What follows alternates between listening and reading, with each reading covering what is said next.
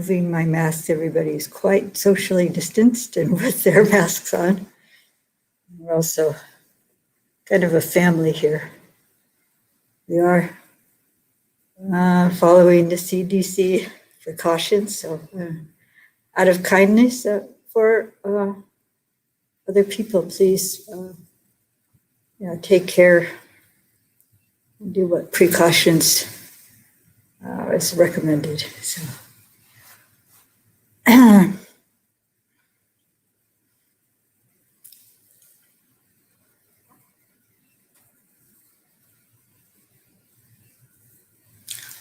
So we can start. Namo tassa bhagavato arahato samma sambuddhassa.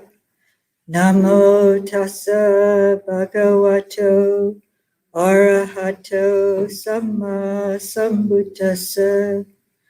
Namo tassa bhagavato arahato samma sambuddhassa. Uttam dhammam sangham namasami. So this morning or afternoon, I guess it is by now, that we could start just with a little bit of reflection before we start to talk. So if people sitting in a comfortable position or whatever, I don't know who's online here, but an upright position if you're able to. Just getting in touch with your body, feeling the body.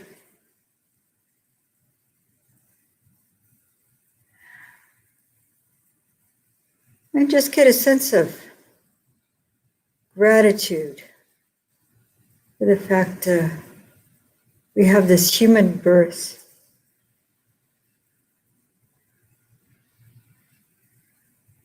We have this opportunity for practice.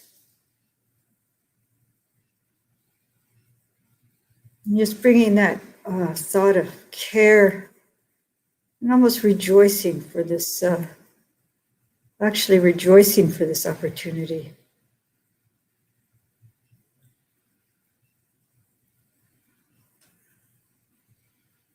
Just from the top of the head to the soles of the feet.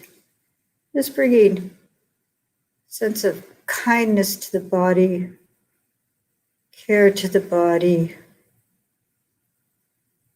respect for the body.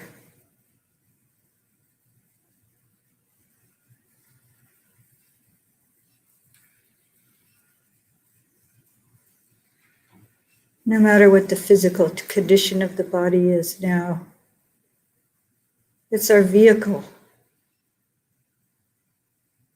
It's a gift. Something that we should make the best use of, this opportunity, this human life, this rare opportunity.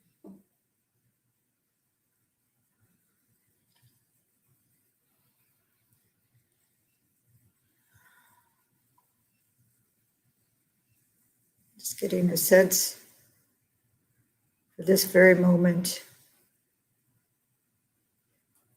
the body being in the present moment.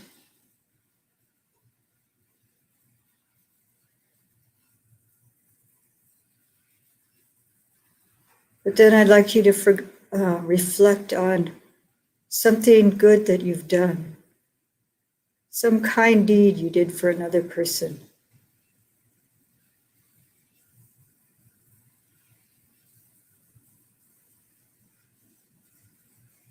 Even if it's something small like washing somebody else's dishes that they forgot and not getting annoyed, just doing it out of the kindness of your heart. Just, oh, my dear one left his or her dishes.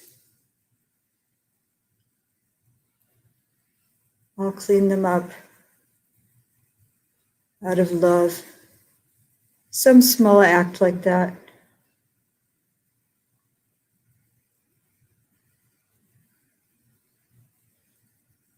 And we can rejoice in these kind of small things.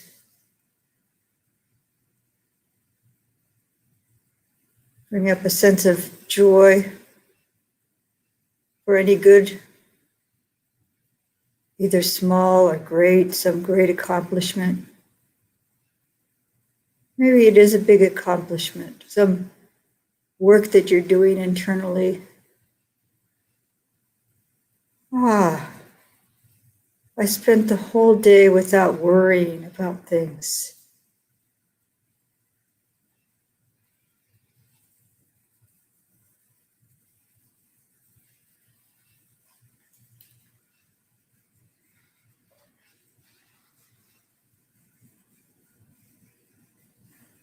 And out of kindness to myself, I've kept the precepts. I'm avoiding harming other beings by keeping precepts.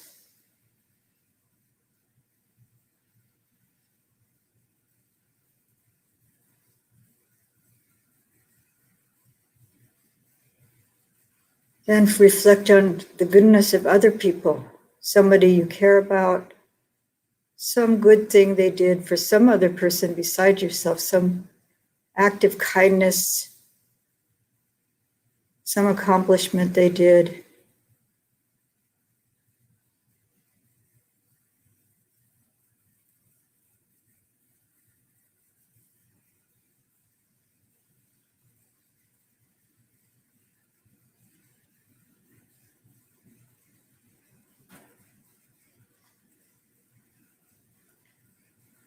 And then someone that you don't know, we've heard about, or you've witnessed some good, kind act that someone had done for someone. Or some wholesome accomplishment, whether great or small.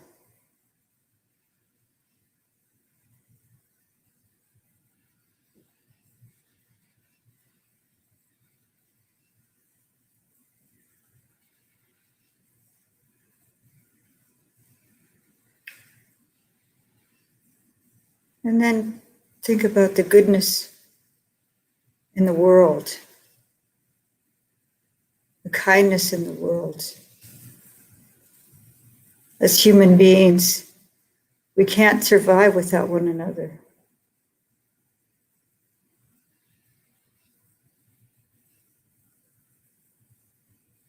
All the good and wholesome acts that people do to care for one another.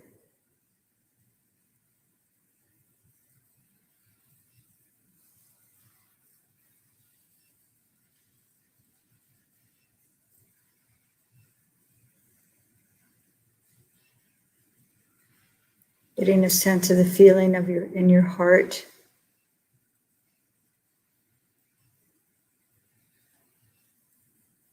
Just extending that joy outwards.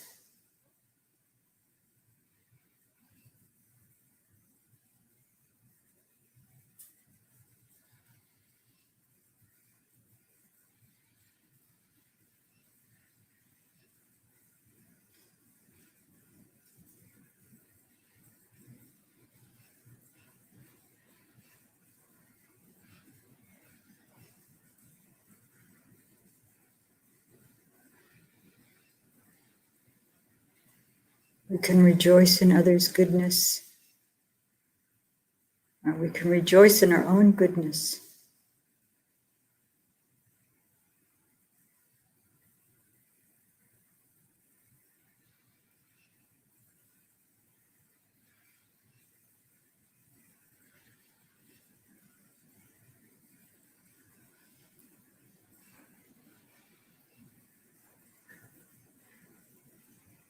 Now you can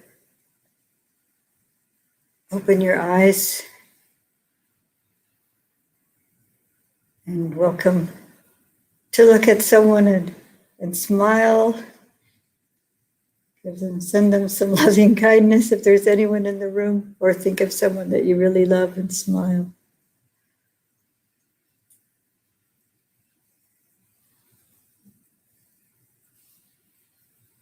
So today, I would like to continue. I had talked about the conch blower, and there was a progression from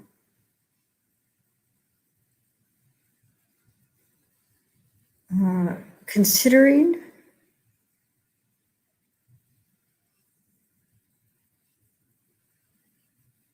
I have to get the words together in my mind. I'm thinking about the Kalama Sutta. The Kalama Sutta actually is what Venerable Panyawati and Sister Clear Grace had talked about a couple of weeks ago. So that inspired me to talk about the conch blower, because they're both similar in that they have, you do work, this internal work with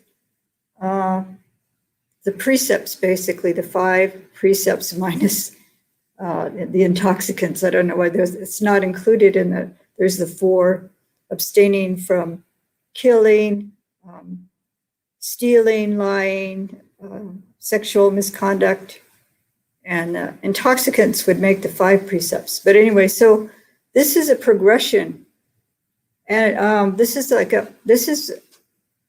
and then both of them have those, and both of them have ending with the Brahma Viharas, the 4 divine abodes.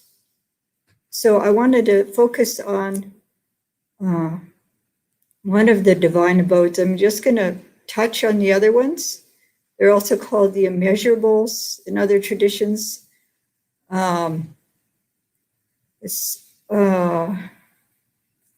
So I think most people know about the Brahma Viharas. There's metta, which is usually translated as loving kindness, which is also goodwill, and loving friendliness, I think is another word for it. And then compassion. I've only heard one, there may be another translation for karuna, that's compassion.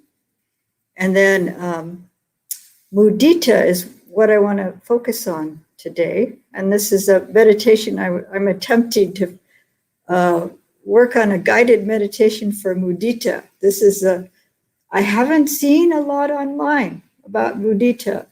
So this is why I chose that. And that's often translated as altruistic joy or sympathetic joy.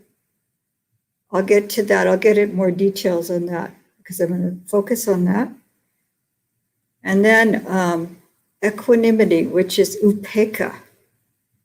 So those are the 4 Brahma Viharas. And these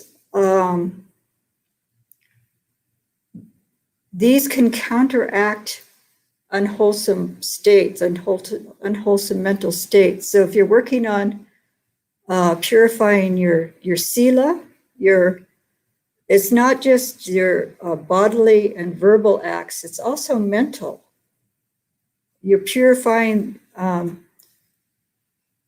your thoughts and intentions, because all your actions come from the mind. So if you're walking around with ill will towards anyone, or just in general, you're in a grumpy mood, it's going to come out in your actions.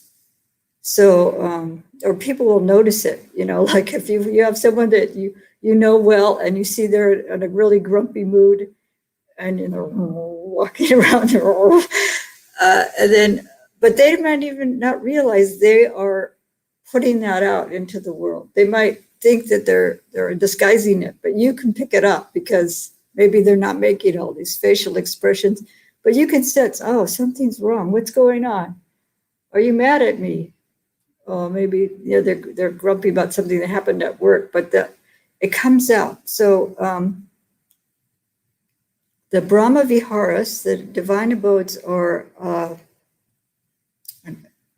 can be antidotes, like goodwill or loving kindness is an antidote to ill will. And karuna, compassion is an antidote to cruelty, thoughts of cruelty. Mudita is an antidote to jealousy and envy. I also want to include resentment and these kind of unwholesome kind of mental states that might come up that they're related to irritation and ill will. But I think mudita also can help with the aversive kind of feelings that come up. And I'll talk about that more.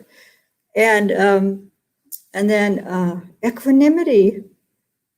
I read somewhere that equanimity was a antidote to greed, which is very interesting if you think about it, because there is this kind of ill at ease feeling when we're craving, wanting. It's a kind of a disturbed state. Greed is. So I thought, oh, maybe that would make sense, that equanimity would. If you're equanimous, then you're content with what you have. You're not just wanting. So equanimity, that's one of the aspects of it, that you're contented. So those are the four. They're described as mature emotions. I really like that. Is emotional maturity. If we're developing the Brahma Viharas, then we're developing mature emotions. It's not like with Buddhism, it's just like you're just gonna cut off your feelings and like become a stone Buddha or something like that. I don't know. Some people have these misconceptions that maybe you wouldn't have any feelings anymore or something like that. But there are also the feeling tone for all of the Brahma Viharas is happiness, sukha. It's some going from maybe the feeling of really joy and happiness to really the equanimity, the calm, peaceful feeling. But it's also described as a really sublime state of happiness. It's pure happiness. And even compassion, it's not pity. You're not adding suffering to the world. It's the understanding of the suffering and the wish to do something for others to help alleviate the suffering. But it's the description of it is also that it is a calm and happy state, the feeling of really, because we have given up harming others. And the example would be if a bird is caught in the house and it's distressed, and then you're concerned for the bird, and I've done this a number of times, and you get your hands on the bird and you take it outside and you let it go. And so this is compassion. This is where the joy can come. Or I was a nurse and a lot of my patients were in pain. And so if I was like suffering with them, I couldn't really help them, but I would do what I could. I had to I had to actually be cheerful to help them, not get into a depressed state. So you're putting out love and care and happiness while you're trying to help other people, instead of like a sense of pity or something like that. So this is how joy runs, or happiness runs through all the Brahma Viharas. And then when you're cultivating it, it is cultivating the feeling tone of joy within yourself.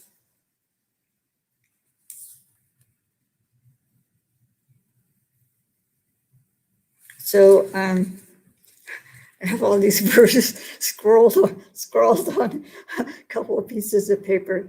So I try to think about it. I get it. ideas and I just start writing things down. But I was thinking about when we do these practices, and we're trying to bring up these wholesome qualities. Actually, I wanted to mention the 4 right efforts, and this fits into what I'm starting to say. And that's to guard against unwholesome mental states and to abandon the unwholesome. And that's the first step, is in these 2 suttas, where you're examining, is this harmful or beneficial if I act on that? This was in the Kalama Sutta. So if you see that it's going to be harmful, then you don't do it. And if you see it's beneficial, then you do. If you're about to act or speak. And then, if you've done something harmful, this is the conch blower, you reflect on the harm that you did. If you did something unwholesome, and then you abandon that behavior. So you're transcending it. So this is the transcendence.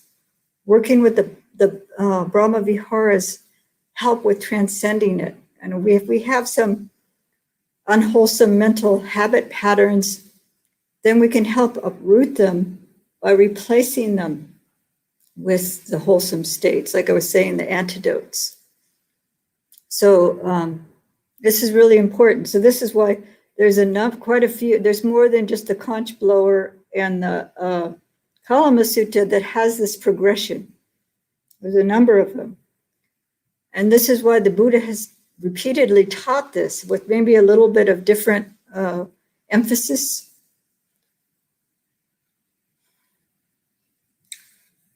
When the Buddha talks about the divine abodes or the Brahma Viharas or the immeasurables, he always talks about all 4. And for some reason, metta has become the very popular of the Brahma Viharas. I think it's probably the most accessible, and it's a good starting point. But some people, they start at different places. Karuna sometimes is easier. I've heard some people say it's really hard for them to develop loving kindness, but Karuna, compassion, is something that is easier for them to start developing. So it may be also, if we see, like I've noticed through my life, a lot of anger. So I've been working for decades trying to overcome anger. And I've really reduced the amount of anger I experience. I catch it a lot sooner. And my go-to place is to start thinking thoughts of loving kindness. And this is what to cultivate these feelings, we have phrases for the metta. There's these phrases, or you can do a visualization. You can see somebody's face or a person that you really love, and visualize that person. There's like different techniques, but I was written down these words: to evoke the feeling, to nurture the feeling, to kindle these feelings in our hearts.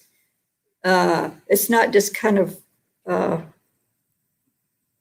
mindless recitation, just, something like, you have your mala and you're just going through and you're just saying the same thing over and over again.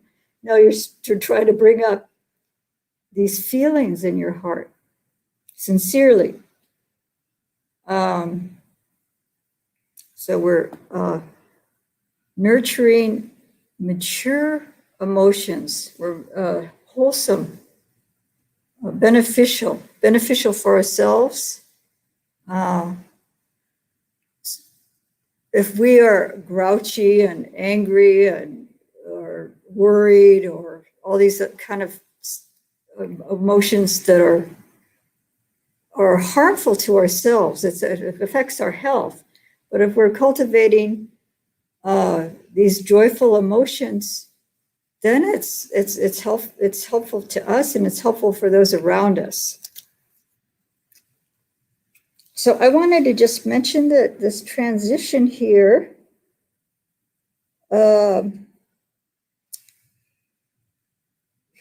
Buddha is talking to was a headman, so he's kind of like the mayor of the town or a very high position in his village or town. And he's talking about the person who's abandoned the unwholesome behaviors. He said, that person who is thus devoid of covetousness, devoid of ill will, unconfused, clearly comprehending, ever mindful, dwells pervading one quarter with a mind imbued with loving kindness.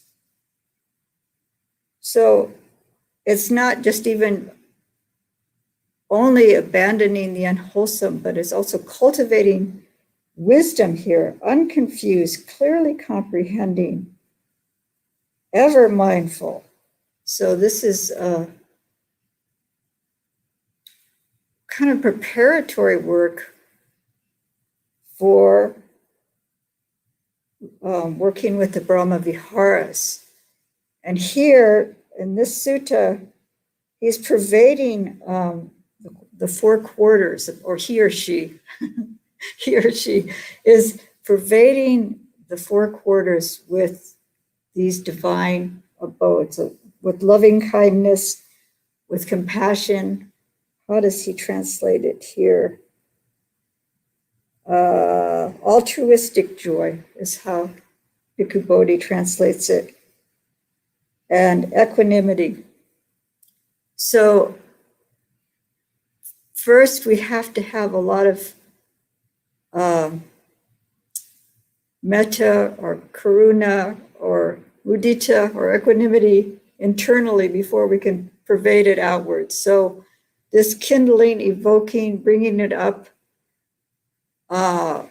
working with four people, the starting with yourself, a dear person, someone you're just acquainted with and not really having a strong feeling one way or another about, and then the difficult person.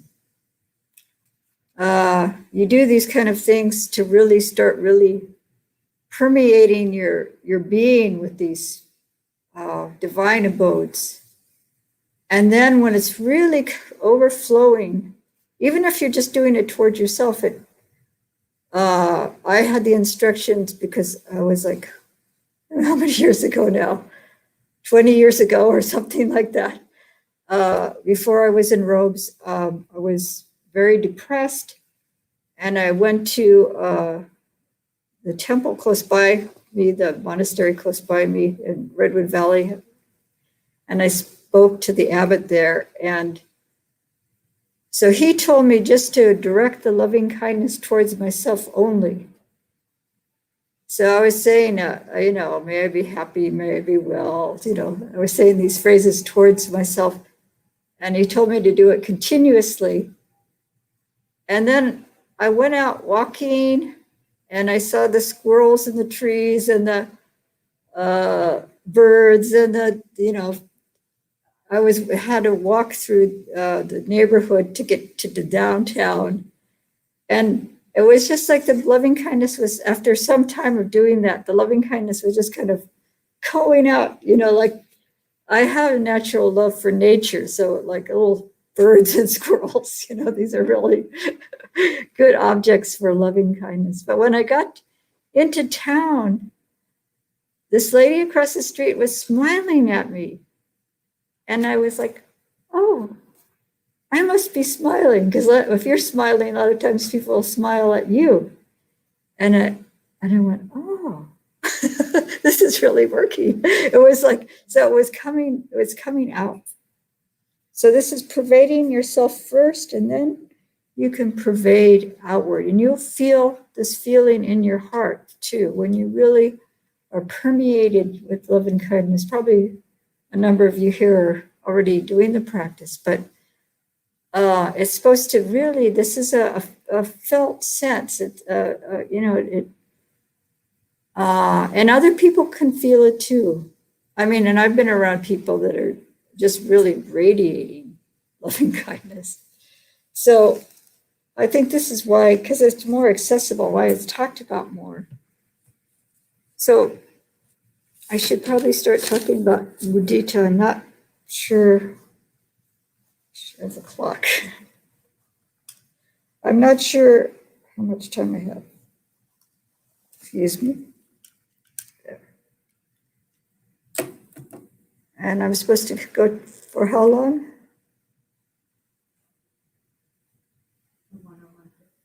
1:50. Okay, so I got plenty of time to talk about mudita.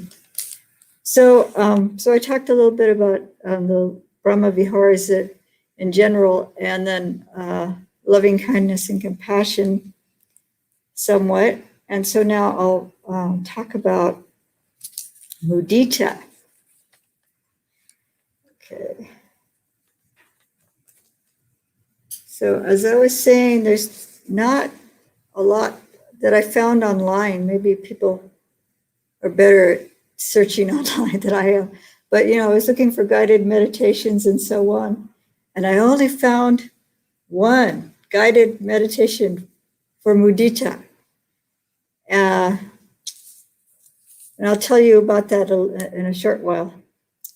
But I wanted to say that the mudita, I'm calling it should be in the Guinness Book of World Records for the Brahma Vihara with the most names. Because even though there's not a lot of written about it, there's a lot of people are calling it all kinds of different names. But let me tell you the list of when I was looking online, I did find grouped with the other Brahma Viharas, I did find the mudita, but nothing like, very little singularly about it, like you would with metta or compassion or equanimity. You'd find a lot more. But the names are altruistic joy, appreciative joy, sympathetic joy, unselfish joy, rejoicing joy. I heard that name about 10 years ago. I just love that, rejoicing joy. It sounds, so we're rejoicing. It's, all of these, except for, it's also called gladness in this chanting book. The Bayagiri chanting book has translated mudita as gladness, and maybe that's because it fits in with the chant. I don't know. I was trying to substitute the other ones in the English word into the, instead of gladness, and it's a little bit too many syllables for it to fit in, maybe. So, and also I heard, or what one way of describing mudita is being happy for somebody. I'm happy for you. And one time I was staying at this monastery, and a friend of mine was there too. And the teacher gave me a compliment. And I didn't know this friend very well, but she came to me and she said, "I'm so proud of you." She was Thai. And I thought, I think that's like mudita, because she was, like she was younger than me. How could she be like, it's not like you're proud of your children, or you're proud of, I guess you could be proud of your friends, but it wasn't like, I don't know, you know what I mean? It was, but it's this feeling of joy for the other person. I had that feeling of pride. Somebody I don't really know, just very lightly acquainted with, but I kind of knew about his life. And he went from being a drug addict on the street to going into recovery, to being a Dharma teacher, to helping other people in recovery. And I felt proud of him. I felt proud of his accomplishment. Is that, he maybe is old enough, young enough to be my son or something like that. But there's a sense of, oh, in your heart, it kind of, so it can be like this really strong rejoicing feeling or very warm, tender happiness for other people, for their accomplishments. And it's an antidote, as I was saying, for jealousy, for envy, and resentment. So it's what I wanted to say about this. If we're working with mudita, then we're looking for the positive qualities in other people. And this is how we can use it as a practice. And I've heard it actually as a practice because it is looking instead of like the critical eye. This is like our society. I don't know if every society is like that, but actually, I think some countries I've been in, they're not like that. But you always are often we're looking for people's faults, what they did wrong. And it's kind of unconscious, but this is what catches our attention. And this is what we might think about more. Or why did they say that to me? Or something, And so, so to change our outlook and instead look for the positive. So, and bringing joy up also in other people's good fortune. This is another practice, the way I've heard people talk about practicing with it.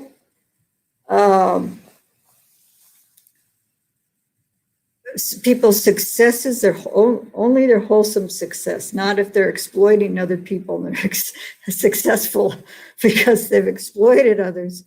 But if there's a wholesome, their goodness, their wonderful accomplishments, something that they've done for humanity or, for a group of people or something like that. This is, will bring up this, bring up this feeling of mudita.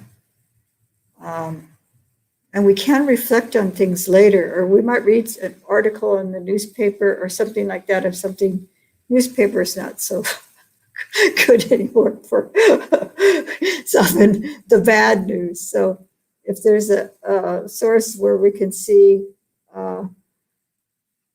wholesome accomplishments, maybe to bring up this feeling, or if we know, or something even in history might bring up this feeling. So, I wanted to talk about when I was doing my research and trying to find guided meditations on mudita. I did the keyword search, guided meditation on mudita, and I came up with Bhante Buddha Rakita, and he's from Uganda. And I actually met him, and he had a recording on Dharma seed. And it's just amazing. Then they had a little blurb about his life. And he was, born in Uganda, and for some reason he was going to school in India. So he was introduced in 1990 to Buddhism in India. And then I read that it's just very little blurb they have that he was ordained as a monk in 2002. And so and then I was hearing him talk, and he was talking about Sayadaw Upandita and Sayadaw Silananda, I think it was. And so I thought, oh, he must have gone to Burma. And it turns out he came to the United States, and he received full ordination in San Jose at the Tathagata Meditation Center. And I had been there. I actually knew that place. So it was like, wow. So I was just feeling so much mudita reading his story. He went back to Uganda and he started a center, a Buddhist center there. He ordained his mother and his sister.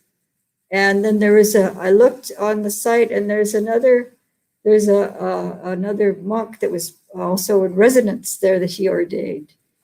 And you can look up online, if you look up Buddha, you have to look up Bhante Buddha Rakita. I can write the name down if you're interested in looking up more about him. But so I was feeling really like mudita for this whole story because this is such a journey for somebody. I mean, like for us in the United States, it's a lot easier to find Buddhism these days. You know, like since the 1950s, it's been developing and becoming more and more accessible. But can you imagine in Uganda, he had to go to India. Why, you know, like, I don't know why he was going to school in India. But anyway, so I was just rejoicing in his great fortune that he was able to find Buddhism and to ordain. So this is an example. It just naturally happened where I was just like, wow. And I said, oh, this is mudita. And I listened to his guided meditation. You can find it on Dharma Seed, I think I already mentioned. But, and he's got a number of talks because he ordained, he trained with Bhante Gunaratana. He trained at the Tathagata Meditation Center, and he's been teaching at Spirit Rock and at IMS. But he was teaching on the Brahma Viharas, and he gave in his retreat on the Brahma Viharas a guided meditation on mudita. And he did the guided meditation with the 4 persons that I described earlier, starting with oneself, thinking about a dear person, thinking about an acquaintance, and then thinking about a difficult person. Excuse me. So after he led the guided meditation, he said, all of you in this room are my object of mudita. I'm feeling joy for you. And because they had the opportunity to be on retreat, we can have joy in one another just to be, that we have this wonderful gift to be able to hear the Buddha's teaching. Those of us here together practicing, and all of you at home to have these opportunities to plug into the teachings that are here and online. There's so much available, so many teachings available, so many wonderful translations available. This is one of my joys here. This book, this is I could rejoice in the goodness of Bhikkhu Bodhi, Venerable Bhikkhu Bodhi. He could be my object of mudita. So starting with ourselves, actually, I was thinking that when Bhante Buddha Rakita was talking, that this is a practice called chagunusati. Rejoicing in our own goodness is actually an individual, it's a practice of its own. So if you're doing that practice and bringing up joy, thinking about your good qualities, then you're reinforcing the goodness in yourself. If you're only just kind of beating yourself up for mistakes you made, then you're reinforcing the negative qualities. So this counteracts that. And so it's not conceit. It's reinforcing positive qualities. And you don't even have to think of it as me and mine, bringing up these qualities. It's these qualities that you're reinforcing, not a self. You're bringing up wholesome tendencies rather than unwholesome tendencies. So then, Bhante Buddha Rakita was saying that, he was kind of guiding the bringing up the thinking of wholesome things one has done, successes, things like that. And then he said, but then for it to be mudita, you need to go out. He didn't mention Chaganukasati, it came up when he was teaching, though. To go out, starting going out to another person or other people, then it becomes mudita. So in seated meditation, contemplating the good of others is the wholesome qualities, successes, their happiness, bringing up happiness because of the happiness of others, then it becomes mudita. So you go and be outside of oneself. And then that progression. I can't remember what he said about the difficult person, but it's important to think of anything positive about that person, anything good that they did. If the person has done harm to you, it might be really difficult to work with that. And maybe it's the same with metta bhavana.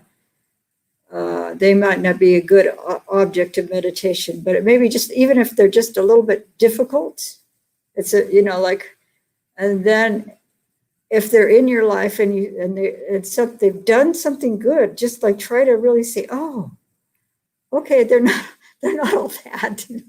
Maybe that's not quite the right thing to say, but to rejoice in whatever good you see them doing. Try to change your outlook, change how you focus on the other people and seeing their good qualities instead of what's irritating. So this is the difficult person. And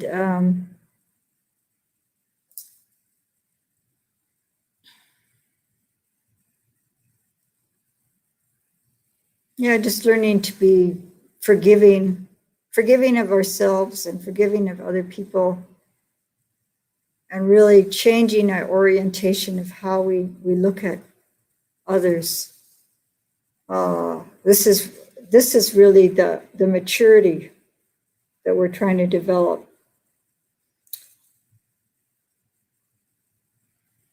So we're trying to, I listened to a talk by Ajahn Brahm, and he was saying that he was in Singapore and he was giving a talk.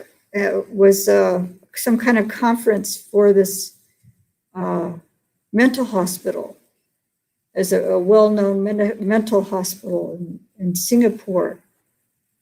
And then later he was talking to, I don't know if he really mentioned, I don't know if it was doctors or the CEO or somebody.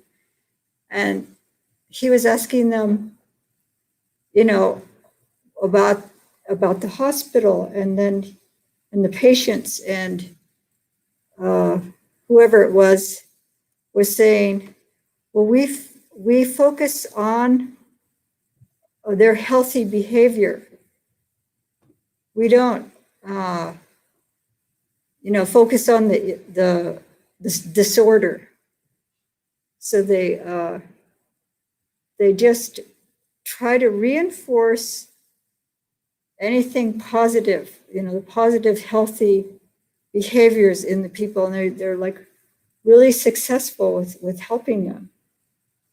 So Ajahn Brahm was saying, we should really do this with ourselves instead of focusing on our negative qualities and criticizing ourselves. He was saying we really need to have a positive outlook. But I said, well, this is also true with others, that our orientation should be helping others, by reinforcing their positive qualities, by, instead of just, and people can, people know, people can sense, even if we're not saying things out loud. So we water and nourish these positive qualities in ourselves and in each other. So when I was reflecting on mudita, what came up for me is when I was many years ago, I was working with disabled children. I was caring for them in the home. And they were severely disabled. But for some reason, I had this journal, and it might have been Easter seals. I can't remember where I saw it. But it was a story about the Special Olympics. And I think everybody knows about the Special Olympics. But it's children who have, often it's with Down syndrome or other disabilities. It's developmentally delayed or some other disabilities. And it was about these children. They were at the Special Olympics. They were competing in the Special Olympics, and they were going to run a track race. So it was their big day to do the track race. And so they're off and running. And one of them trips and falls and is lying there crying. And then, so they're running, and one of them stops and looks back. And then another one stops and looks back. And they all stop and they turn around and they go back and they help this child up who's just lying there crying. I don't know how old they were. The minimum age is 8. That's about, they have to be 8 or older. But they helped the child up. And it's said in the article, then they ran hand in hand through the finish line. They all ran together through the finish line. And I just started crying when I read that. It would just touch my heart. I just thought, oh, that's so kind and caring. And I just really, this is kind of a mudita experience for me.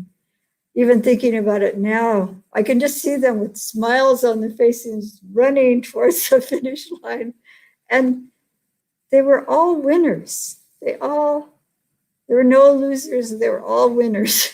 And I didn't read if any of them got the gold medal or whatever they give for their reward, but I would have given them all a reward. But this was this was like very touching to me.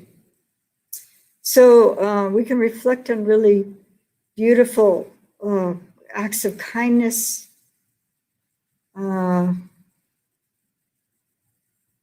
beauty we see in each other in unexpected places.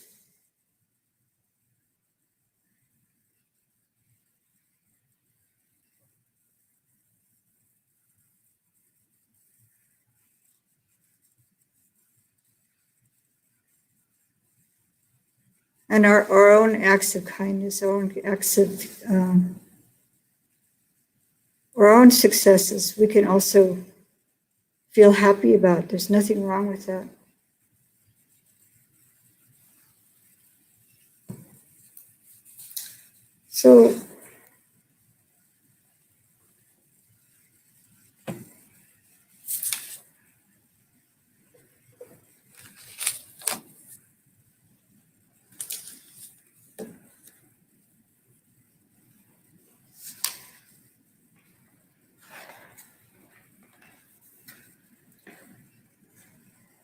So as I said, the mudita doesn't have any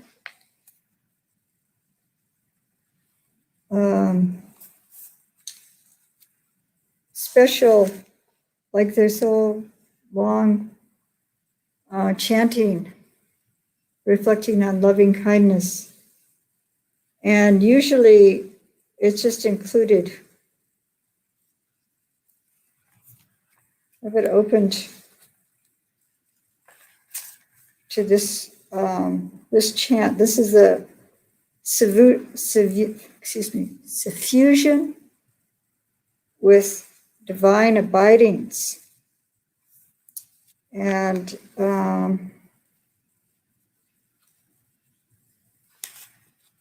it has mudita included in this. But I had another one. Okay.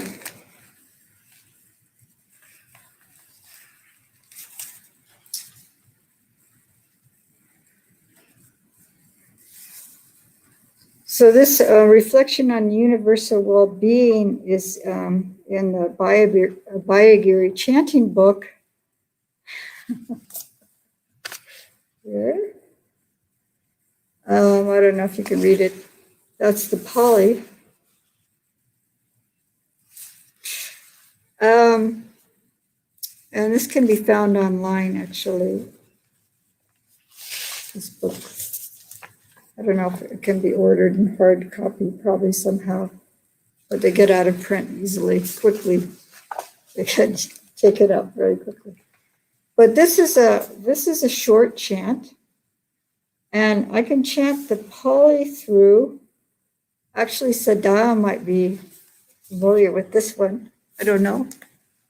But some people might know it, depending on where they've practiced, if they spent time at a Thai forest monastery. This is one of the chants that are as well known. So I'll chant the Pali and then I'll do the English, and then we could do call and response with the English, I think.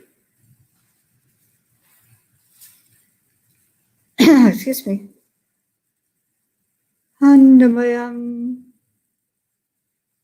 Brahma Vihara Haranam Karamase Aham Sukito Homi Niduko Homi Awero Homi Abhyapajo Homi Anigo Homi Sukhi Atanam Pariharami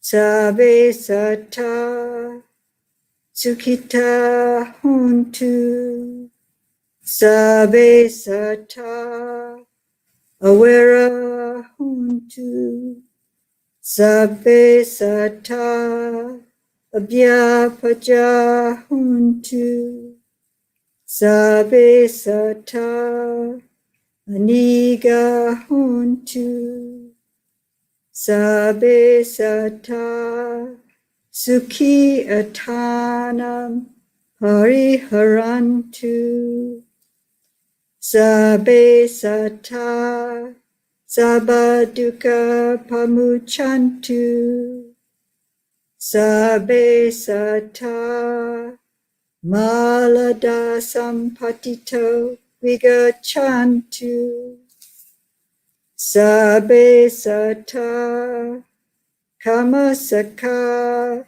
Kama Dayada Kama Yoni Kama Bandhu Kama Patisarana Yam Kamam Karisanti Kalyanam Va Papakam Va Tasadayada Bhavisanti.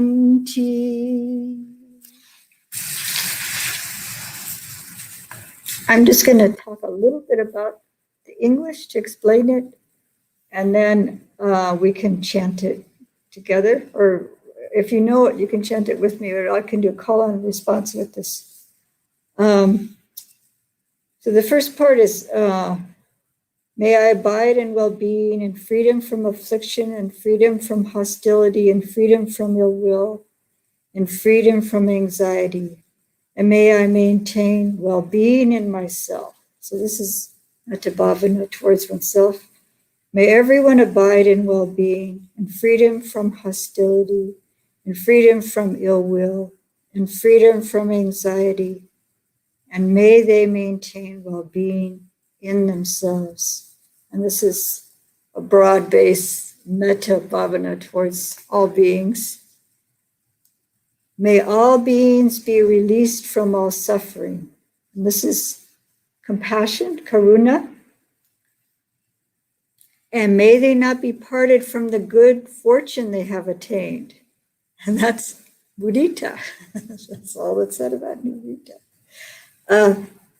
When they act upon intention, all beings are owners of their action and inherit its results. Their future is born from such action, companion to such action, and its results will be their home. All actions with intention, may be they skillful or harmful of such acts, they will be the heirs. So this is for the development of equanimity, and that things are just going to take care of themselves. But I also think that I need to take care of my side of the street. There's this expression, because all beings, including me, are owners of their actions and inherit their results. So I have to take care of my own and not worry about other people so much. So this is how I understand the equanimity is really to develop the wholesome qualities in ourselves and just trust that things will work out. We do our best.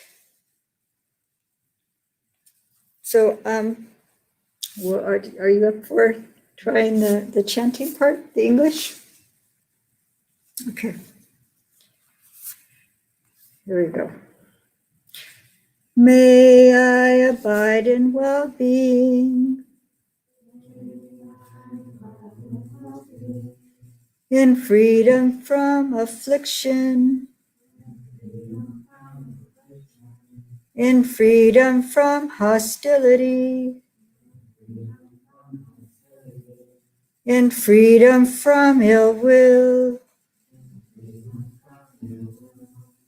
in freedom from anxiety, and may I maintain well-being in myself.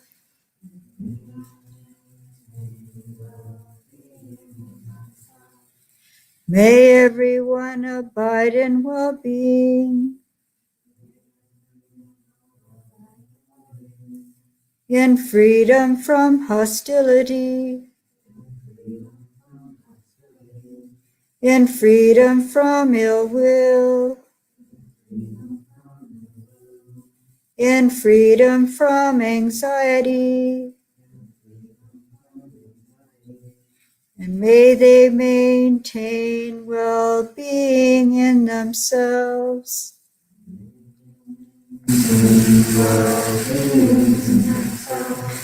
May all beings be released from all suffering.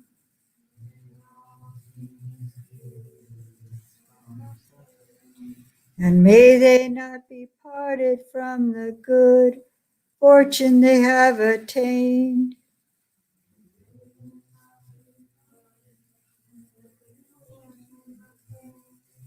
When they act upon intention,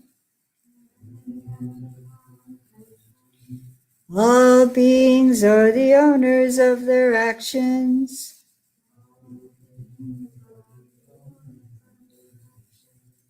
And inherit its results.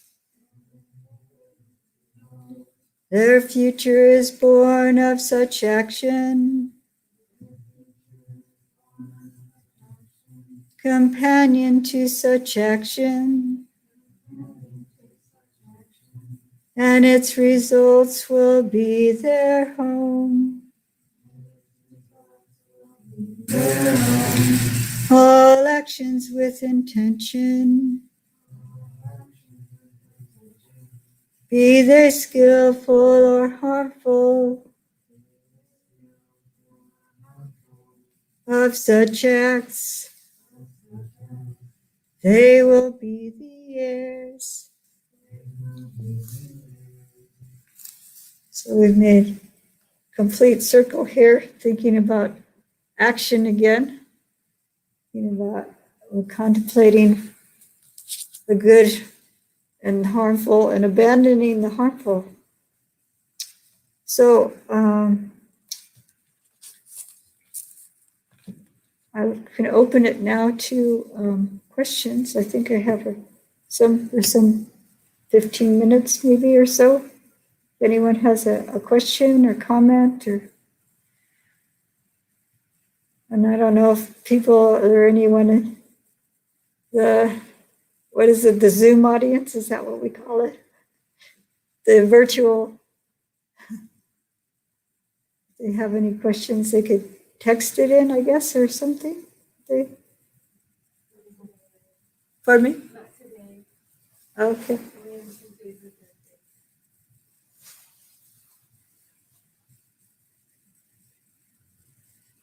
So does anyone have a question?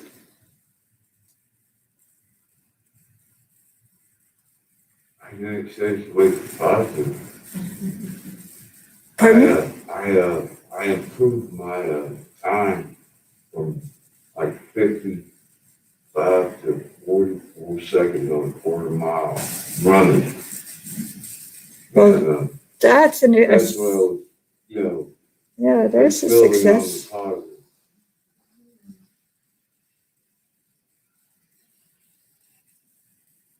Also, I'm 62 years old, so that's also That's an accomplishment. a real gratificating thing. See? More positive. That's rejoicing in our own accomplishment. Does anyone else have an accomplishment they'd like to mention? I'd like to mention that I had a lot of mudi ta'al for all those people shoveling snow. It's an act of kindness and love for the community. It's like you rejoice in that goodness. Yes? I have an accomplishment. My accomplishment was I went back into the little nap, as usual. And in my nap, I can't remember what happened in my dream, but something happened, and in my dream, I was like, okay, how can I remove the I from this situation? And I woke up and I remember that. I'm like, oh my God, look at me, I'm changing. But it's also kind of related to the question where I think in the past, if I would hear that, accentuating the positive or what we like about ourselves, it would, for me, it would go to egoic. So I guess how do you hold those two with accentuating the positive and thinking about the good things about yourself and not having it go to ego-based? Right. If you're starting to compare yourself to other people, like I'm better than this person, I do a better job than this person. But if you're just thinking of like, what joy it is that I've accomplished this, or I've done this, or taking joy. Yeah, just if you're taking joy in shoveling the snow, and then happy that other people are going to be able to walk safely on the pathways, rather than, is anybody noticing that I'm shoveling the snow and what a great job I did? Something like that. Yeah, like, for instance, I swam a mile when I was in my 30s, and for me, that was quite an accomplishment. It was just lap swimming, but you had to count the laps and calculate how many laps, and that's a mile is so many laps, right? And I did it. But it wasn't like, there's so many people that could swim faster than me, for instance. And that's nothing for a lot of athletes and so on. But, like, it's not comparing yourself to another person. If you did something really spectacular, like find a cure for cancer or something like that, that you're rejoicing in the fact that something good, this is something going to help people, not I'm going to get this award. And there's a lot of people who do get awards, and they're always saying, well, I couldn't have done it without the help of all these other people that were working on the same project of me, And you look at it like that, like if I get, I don't know if I get I don't have any university degree, but if I did, my parents and all these other people helped. It's not me by myself doing whatever it is that I did.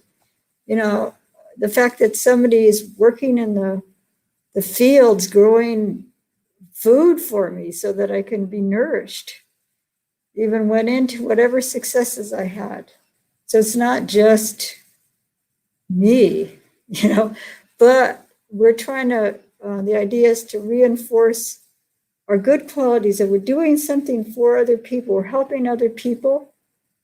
And this is a very human thing to do. And these are qualities that we want to nourish in ourselves and in society. So it's not just us or me or my group or something like that. So that's how to prevent it from conceit, especially if you're looking around us. Did they see that I did this wonderful thing? It's just rejoicing. I did it. Actually, I was able to do it. I was able to complete this task, or rejoicing. Oh, this is really going to be a benefit for other people. So trying to get yourself, it's not focused on yourself, the self, but the deed.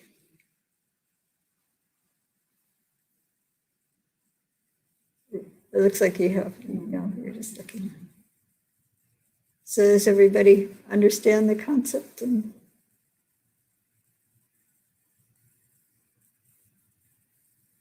there's no one that, no questions, I guess, on the Zoom. So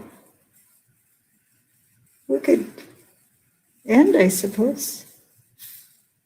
There's no other questions or comments or.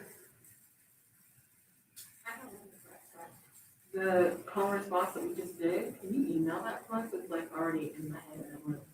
Oh, okay. Whatever words I guess.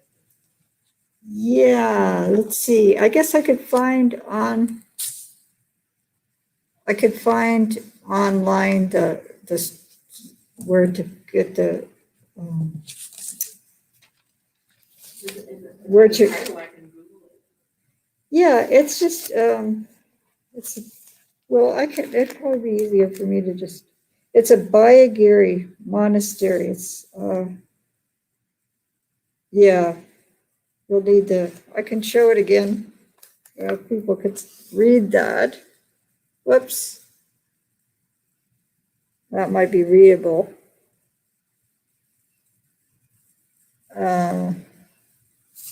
But I can find, it is online.